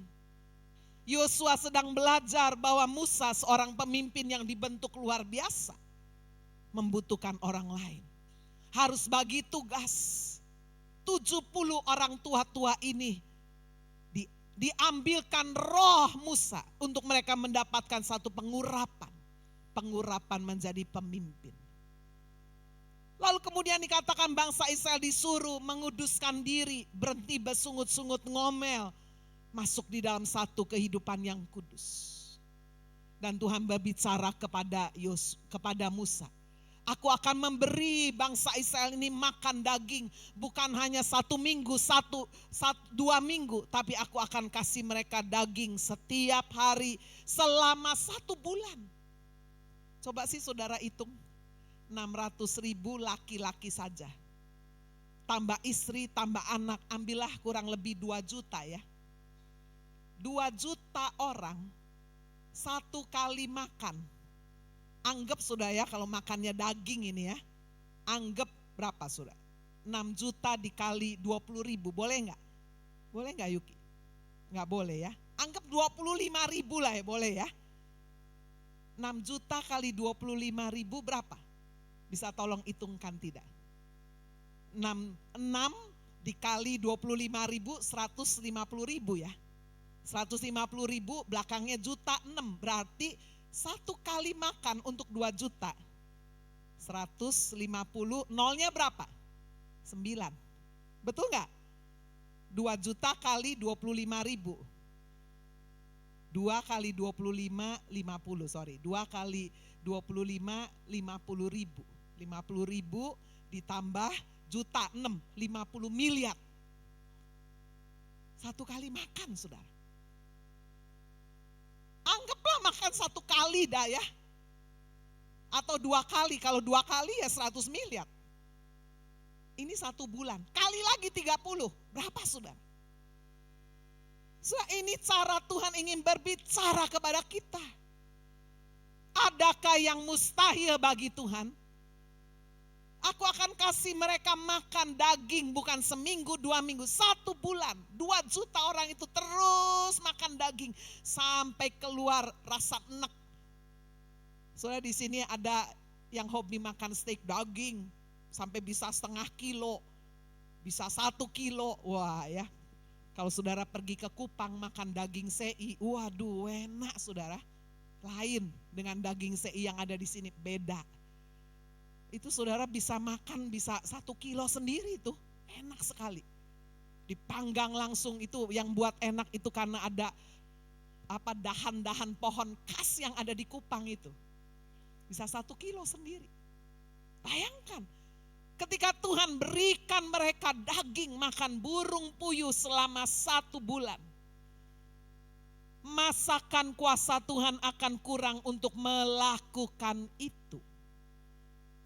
Bapak Ibu Saudara, hari ini ketika Tuhan sedang berbicara kepada kita, Tuhan mau sudah kita melewati proses penantian.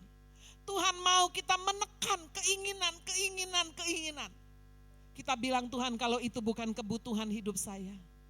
Kalau Tuhan itu tidak berkehendak, saya enggak mau terus mengejar keinginan itu. Saya mau hidup apa adanya. Dengan satu kehidupan yang simple. Dengan kehidupan yang tidak memberatkan siapa-siapa. Tetapi jika Tuhan berkehendak. Firman Tuhan juga memberikan janji loh saudara. Saya undang pemain musik siapin diri ya. Bergembiralah karena Tuhan. Maka Tuhan akan memberikan apa yang diinginkan hatimu. Amin. Tuhan berjanji dia akan mencukupkan segala kebutuhan kita menurut kekayaan dan kemuliaannya. Tetapi seringkali Tuhan izinkan ada keinginan yang terpendam dalam hidup kita. Bergembiralah karena Tuhan. Masukilah satu proses. Sehingga kita berkata, Tuhan aku gak mau memiliki satu pemikiran yang melebihi kehendak Tuhan. Tapi kalau Tuhan boleh, saya mau jalan. Saya mau serahkan itu kepada Tuhan. Sehingga kita boleh menjadi seorang murid yang berkenan di hadapan Tuhan. Siapapun saudara hari ini anak muda, saya ingin sudah memiliki spirit of resilience. Roh yang tangguh, tidak gampang-gampang dapat ini, dapat itu. Lewati proses menanti. Masuki saudara sekalian satu kehidupan yang saudara bisa berkata saya cukup. Jangan selalu berkata kurang, ini, kepingin itu. Berani berkata cukup. Terima kasih Tuhan. Saya bersyukur untuk semua pemberian Tuhan. Amin. Tuhan Yesus memberkati kita semua. Mari kita bangkit berdiri saudara, kita datang kepada Tuhan. Kita percaya bahwa Allah yang hidup adalah Allah yang menyertai kehidupan kita. Allah yang peduli atas kehidupan kita. Penyertaan-Mu Tuhan, segalanya bagiku. Hadir-Mu di hidupku, terutama bagiku. Sekali lagi naikkan pujian. Ya Tuhan, biarlah kami boleh merindukan yang terpenting dalam hidup ini. Bukan apa yang aku mau, tapi kami menginginkan apa yang Tuhan mau. Bahwa setiap kami memahami Tuhan, bahwa penyertaan Tuhan di atas segalanya, anugerah.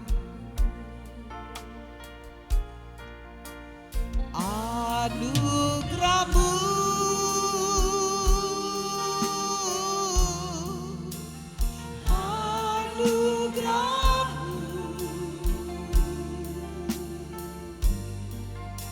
semua karena anugerah-Mu, bukan karena kekuatanku. Berapa banyak saudara mau hidup menikmati anugerah Tuhan? Mari angkat tangan saudara dan berkata, Tuhan, bahwa saya melewati proses penantian, bahwa saya memahami, berkata cukup.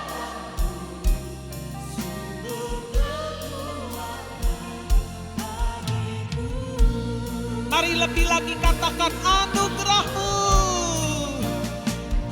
Anugerah-Mu.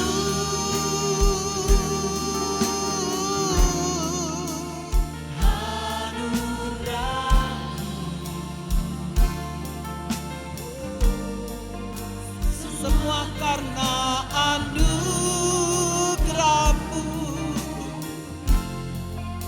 bukan karena haleluya.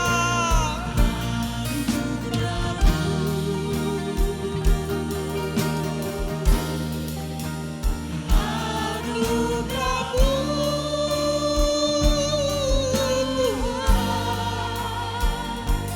kasih dan sayang-Mu, sumber kekuatan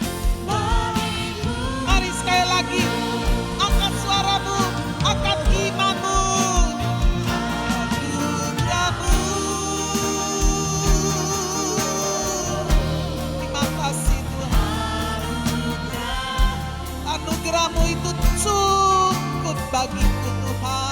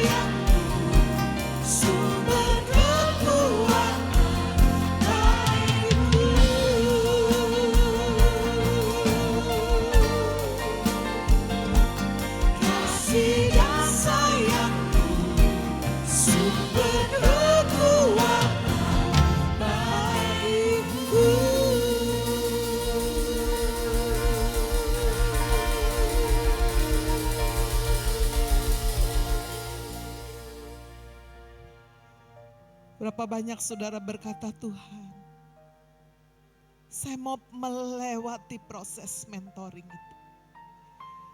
Saya mau Tuhan dibimbing. Saya mau dibentuk. Ampuni saya kalau saya seringkali terburu-buru, mau semuanya serba cepat, serba instan. Ampuni saya kalau saya sering iri hati, cemburu, jengkel, marah. Melihat orang mendapatkan segala sesuatu dengan cara yang mudah.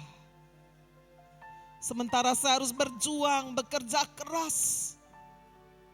Tapi hari ini ketika saudara dengar firman, saudara harus berkata, saya bersyukur. Mari saudara katakan, saya bersyukur. Saya bersyukur. Kalau hari ini ada di antara saudara dipenuhi dengan keinginan terus. Yang membuat seringkali saudara tidak bisa berkata cukup. Selalu ingin melampaui segala kebutuhan-kebutuhan saudara. Hari ini mari berkata, Tuhan, saya mau berkata cukup. Anugerah-Mu itu cukup bagiku. Semua yang Tuhan sediakan itu cukup bagiku. Dan ketika kita bisa bersyukur dan bergembira, tidak ada yang mustahil. Dia sanggup saudara melimpahkan apa yang kita tidak pikirkan, tidak bayangkan, tidak pernah dilihat dengan mata. Tuhan sanggup, sangat sanggup untuk melimpahkan semuanya itu. Berapa banyak saudara mau dibentuk oleh Tuhan, mari angkat tangan saudara. Tuhan, inilah kami. Bentuk kami, bimbing kami menjadi semakin menyerupai Kristus. Lewat keadaan, lewat manusia, lewat apapun. Bahwa kami melewati proses mentoring ini. Sehingga hidup kami boleh berkenan di hadapan Tuhan. Pakai setiap anak muda, keluarga muda, para orang tua di tempat ini. Gereja ini dipakai untuk mementor generasi berikut. Pakai setiap kami, mau dimentor, mau dibentuk, mau dibina. Untuk kami boleh menjadi seperti yang Tuhan inginkan. Dalam nama Tuhan Yesus, mari kita semua percaya, kita berkata, amin. Sekali lagi kita beri kemuliaan buat Tuhan Yesus. Silakan. Silakan kembali duduk Bapak Ibu Saudara yang kasih oleh Tuhan. Dan pada saat ini kita diberikan waktu untuk memberikan persembahan. Kami terus menghimbau Bapak Ibu untuk bisa memberikan persembahan secara online. Bisa melalui scan kris yang ada di layar LED atau transfer bank online. Tapi apabila Bapak Ibu masih ingin memberikan persembahan secara tunai, Bapak Ibu bisa mengangkat tangan di tempat Anda duduk dan menunggu sampai usher memberikan amplop persembahan.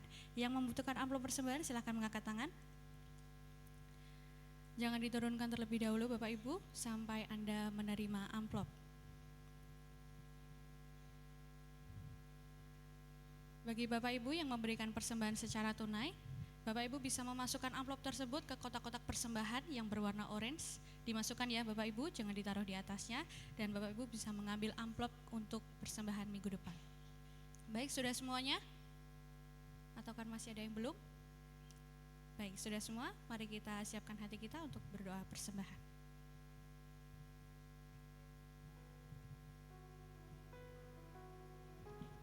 Baik Bapak Ibu, mari kita satukan hati dalam doa.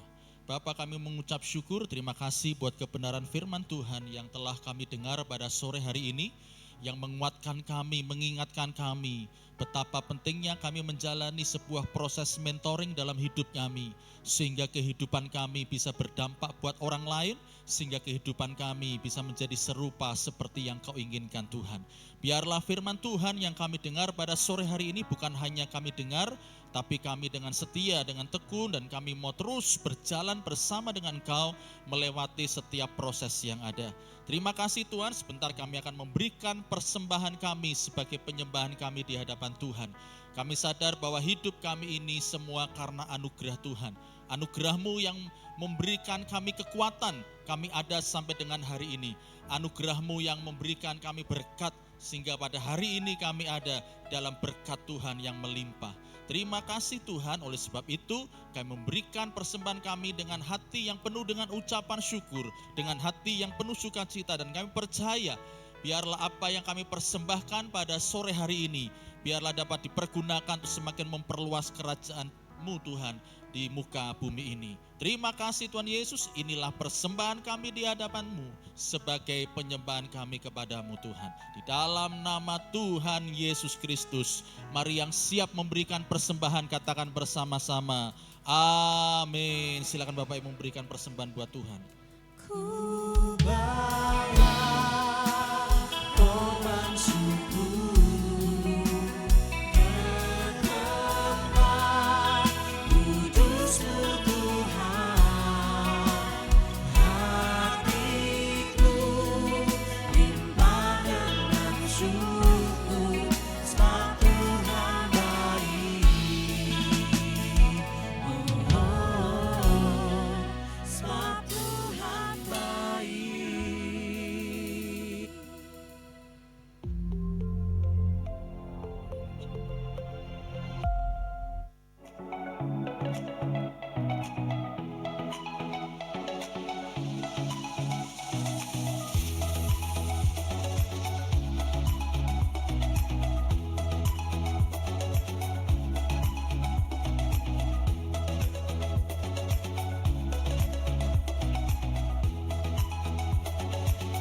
Shalom Jemaat GBI Gajah Mada Semarang yang terkasih di dalam Tuhan Yesus Kristus.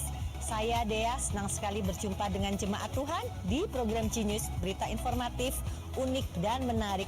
Jemaat Tuhan, sekarang saya sedang bersantai di rumah teh yang tepatnya ada di luar kota Semarang. Di sini saya benar-benar menikmati kesejukan, menikmati suasana santai, dan tentunya saya bisa menikmati suguhan teh yang ada di tempat ini.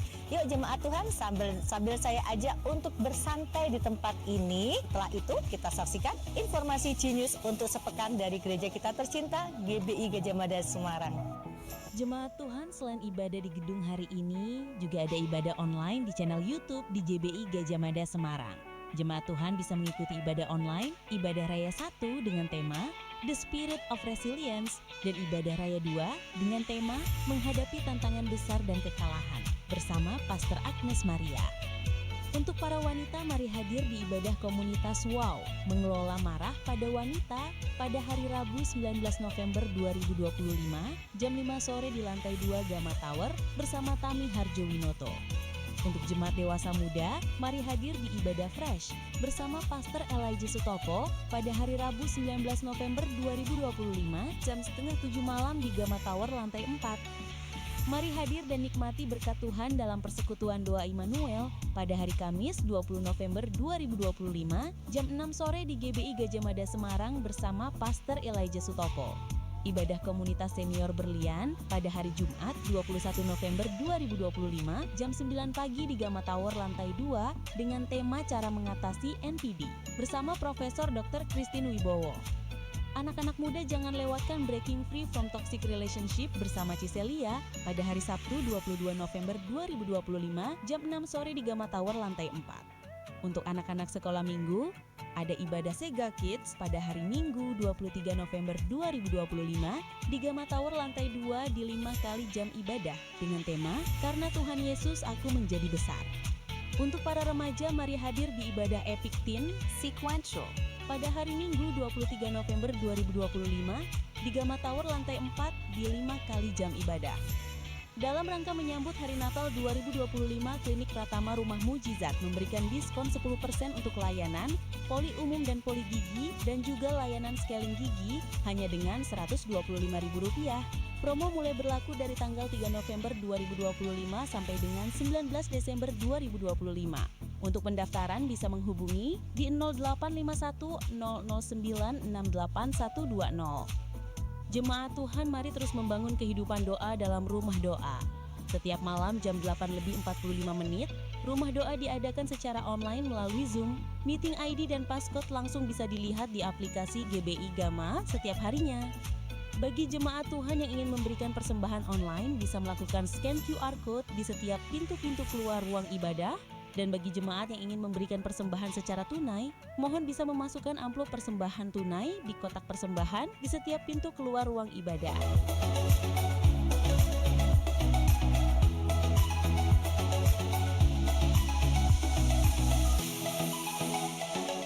Itu tadi jemaat Tuhan, saya sudah bersantai di rumah teh ini yang begitu sangat nyaman untuk kita nikmati. Dan saat ini saya undur diri, kita bertemu kembali di Genius minggu depan. Tuhan Yesus memberkati. Baik Bapak Ibu dikasih Tuhan, ada beberapa pengumuman yang perlu menjadi perhatian kita bersama. Yang pertama adalah saya ingin mengulang kembali pengumuman mengenai baptisan.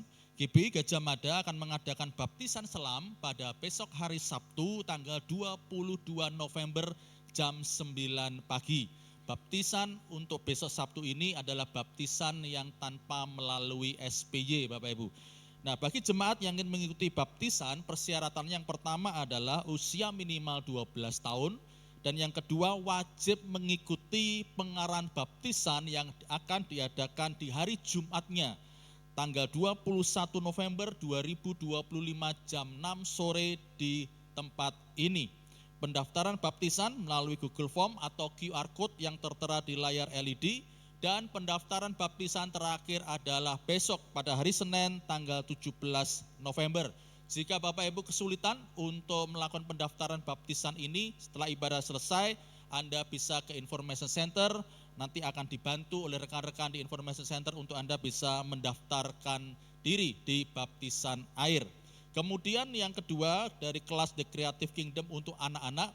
Untuk anak usia 5-14 tahun masih dibuka kelas The Creative Kingdom untuk musik, vokal, happy hopes, flag kids, dan kids fun. Bagi Bapak Ibu jemaat Tuhan yang memiliki anak usia 5-14 tahun dan Anda ingin mengikutkan anak Anda untuk kelas The Creative Kingdom ini, maka bisa segera mendaftarkan anak Anda dengan cara scan QR Code yang tertera di layar LED.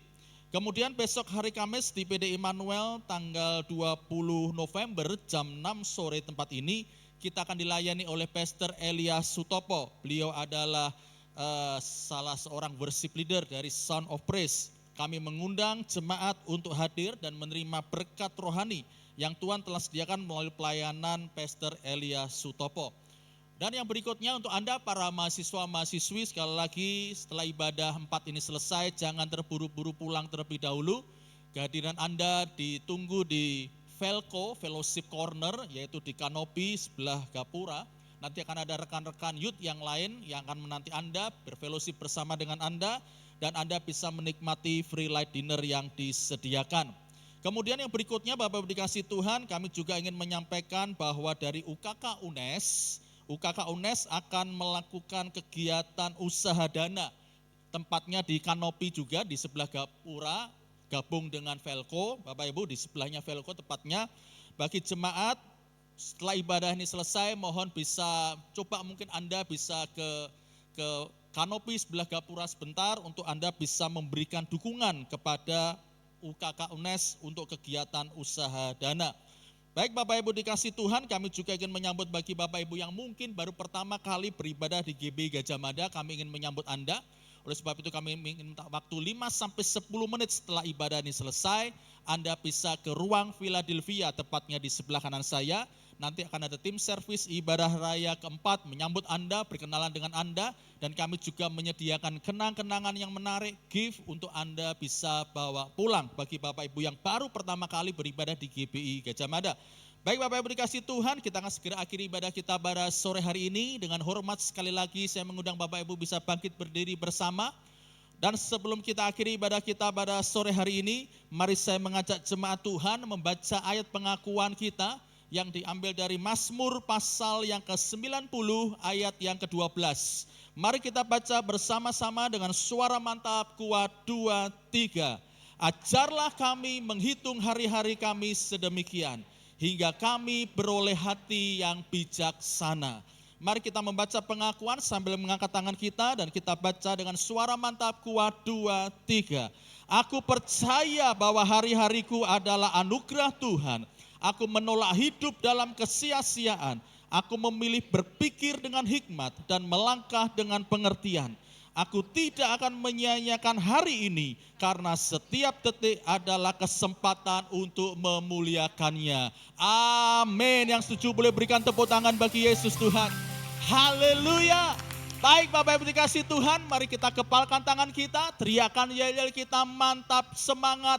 Jemaat GBI Gajah Mada lebih antusias, lebih disiplin, lebih produktif. Yes, yes, yes.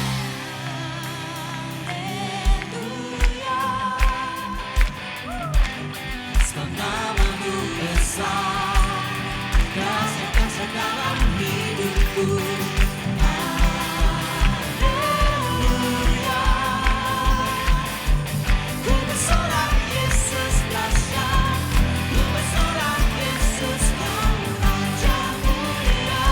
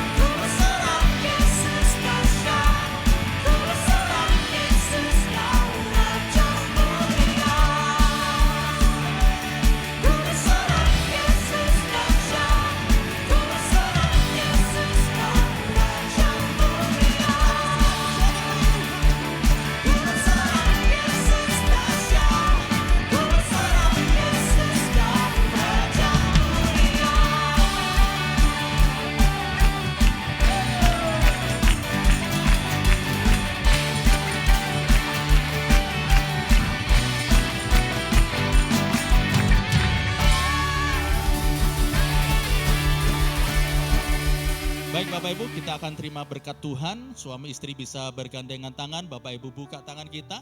Terimalah berkat Tuhan, katakan amin. Buat setiap doa berkat yang saya ucapkan, alami dalam hidupmu. Sebab engkau adalah orang-orang diberkati oleh Tuhan. Diberkatilah hidup pernikahanmu dan seluruh isi rumah tanggamu. Diberkatilah anak-anakmu. Diberkatilah orang tuamu. Diberkatilah pekerjaan tanganmu. Diberkatilah studimu. Diberkatilah masa depanmu, diberkatilah kesehatanmu dan panjang umurmu, diberkatilah keluar masukmu, diberkatilah engkau dengan berkat yang berlimpah-limpah, yaitu berkat dari Allah Bapa, Allah Putra dan Allah Roh Kudus, yaitu berkat di dalam nama Tuhan Yesus Kristus. Semua kita yang percaya diberkati Tuhan, mari sama-sama katakan, amin. Silakan duduk kembali Bapak Ibu, Anda bisa mengambil waktu sebentar mengucap syukur pada Tuhan. Setelah Anda mengucap syukur, Anda bisa keluar melalui pintu-pintu keluar yang disediakan. Selamat hari Minggu, Tuhan Yesus memberkati kita semua.